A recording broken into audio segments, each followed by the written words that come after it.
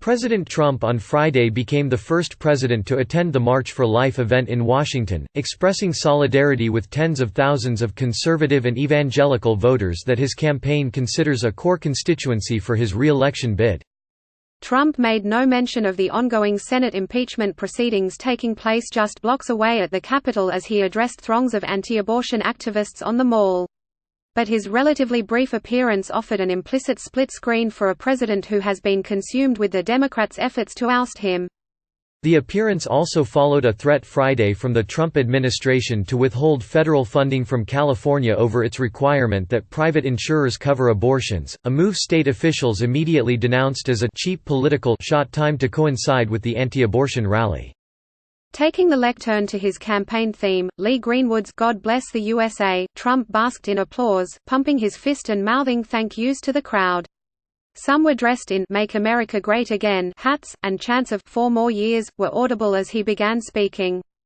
Unborn children have never had a stronger defender in the White House, Trump said, hewing closely to his prepared text in a 13-minute address that was peppered with partisan attacks on far-left Democrats, whom he accused of working to erase all our God-given rights.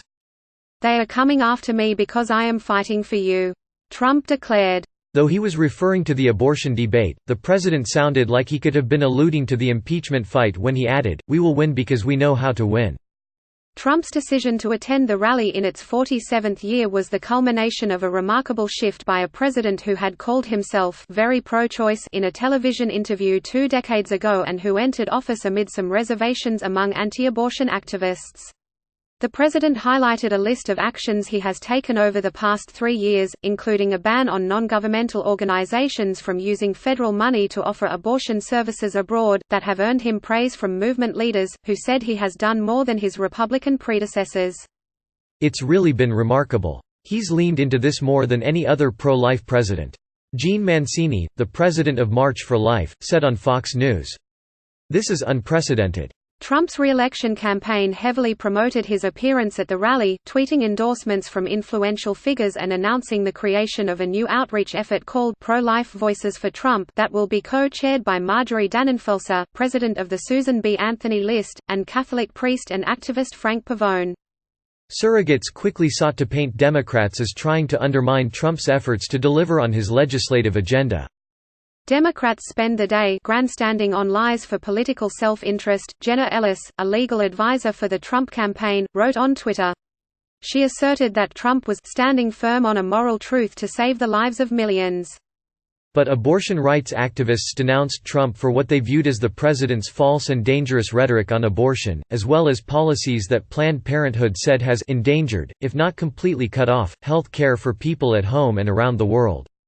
In his remarks, Trump said Democrats in New York cheered legislation that would allow a baby to be ripped from the mother's womb right up until delivery. Fact-checkers have called this interpretation of the law, which allows for abortions after 24 weeks if the mother's health is at risk or there is an absence of fetal viability, inaccurate.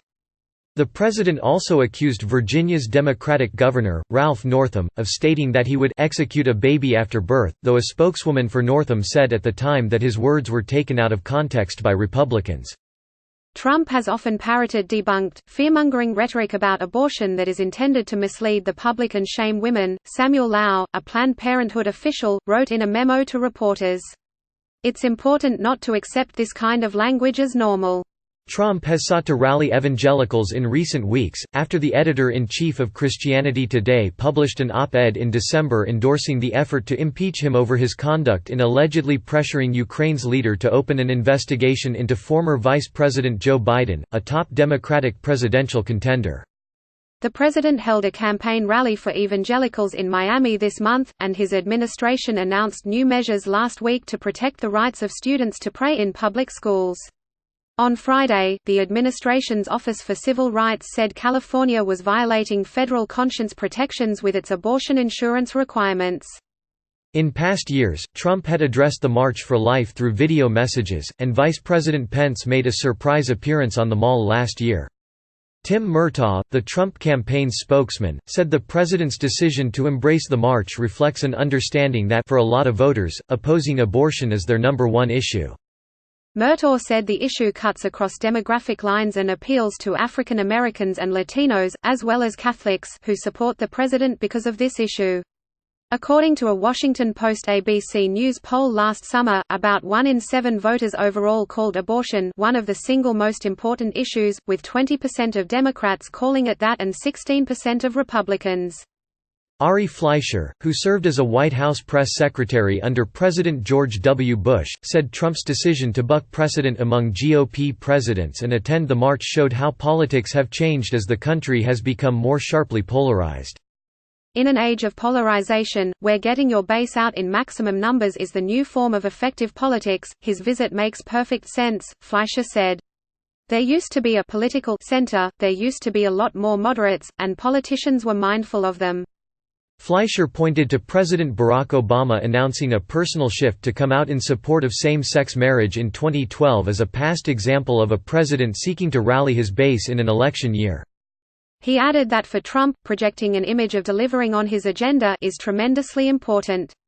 It's a great foil and contrast to those who want to throw him out of office, a very vivid demonstration of the polarization. On one screen, they're saying, "Throw the bum out," and on the other screen, he's saying, "Look what I'm doing for you." Still, try as he might to project a confident air, the president continued to reflect his anxiety over the impeaching proceedings, attacking Democrats on Twitter for repeating, over and over again, the same old stuff. As he spoke on the Mall, his image appeared on a jumbo screen, the Capitol visible behind it, a stark reminder of his political troubles even as he sought to move past them. Scott Clement contributed to this report.